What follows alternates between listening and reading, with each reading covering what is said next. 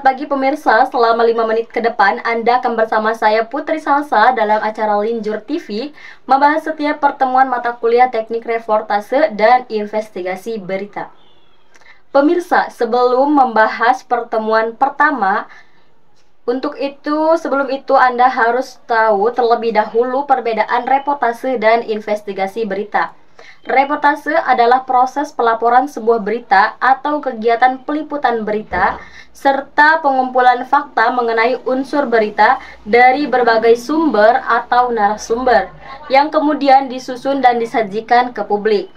Sedangkan investigasi berita adalah penyelidikan dengan mencatat atau merekam fakta, melakukan peninjauan lebih dalam dan lebih aktual dengan tujuan untuk memperoleh jawaban atas pertanyaan penyelidikan.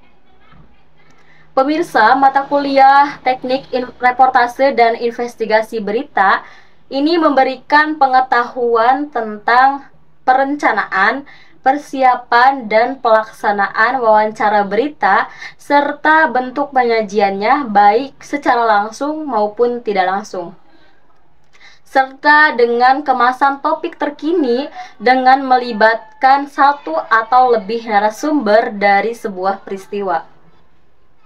Tidak hanya itu, mata kuliah ini pun memberikan pemahaman mengenai pengertian dan sejarah jurnalisme investigasi, memahami perkembangan jurnalisme kontemporer dan jurnalisme data, prinsip-prinsip jurnalisme investigasi yang dilakukan dalam proses perencanaan hingga produksi dan distribusi berita, dan juga memahami etika jurnalisme investigasi serta mampu merencanakan dan memproduksi berita investigasi untuk media cetak, televisi, atau media online dengan berlandaskan etika dan kode etik jurnalistik. Mata kuliah ini merupakan mata kuliah yang berada di semester ganjil, tepatnya di semester 5 yang berbobot 3 SKS yang diampu oleh Bapak Dr. Adikusuma SIKOM MSI. Adapun materi pembelajaran atau pokok bahasan yang akan dibahas selama 1 semester ini, yang pertama yaitu pengertian wawancara, jenis-jenis wawancara untuk radio dan TV. Kedua, pengertian reportase dan syarat-syarat reportase. Yang ketiga, pengertian reporter, keterampilan reporter, perilaku reporter. Dan yang keempat yaitu skrip wawancara, peralatan wawancara, dan cara mendekati narasumber. Kelima, regulasi undang-undang pers di Indonesia dan kode etik jurnalistik. Yang keenam, sejarah dan tahap-tahap jurnalisme investigasi. Yang ketujuh, perbedaan jurnalisme investigasi dengan jurnalisme lain. Kedelapan, prinsip-prinsip dasar jurnalisme dan jurnalisme investigasi. Yang kesembilan, computer assisted reporting, jurnalisme data, dan jurnalisme sains. Yang kesepuluh, kondisi jurnalisme di Indonesia dan peran jurnalisme investigasi dalam masyarakat demokratis.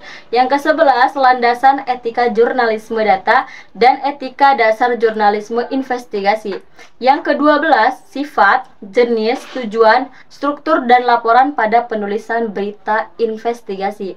Selanjutnya yaitu teknik penilaian dan aspek-aspek yang akan dinilai untuk menentukan nilai akhir dalam perkuliahan, yaitu yang pertama ada presensi kehadiran sebesar 15%, yang kedua UTS 25%, UAS 30%, dan tugas 30%.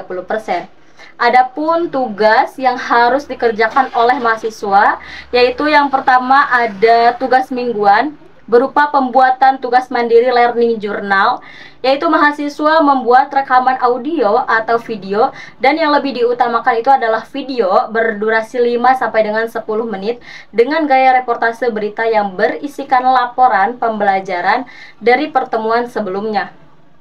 Yang kedua, tugas-tugas praktikum pada setiap materi produksi siaran televisi, baik individu maupun kelompok. Yang ketiga, pengumpulan tugas ditetapkan sesuai jadwal yang telah ditetapkan.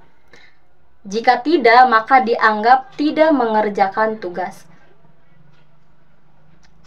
Demikian berita saat ini, saya Putri Salsa pamit undur diri. Terima kasih dan sampai jumpa.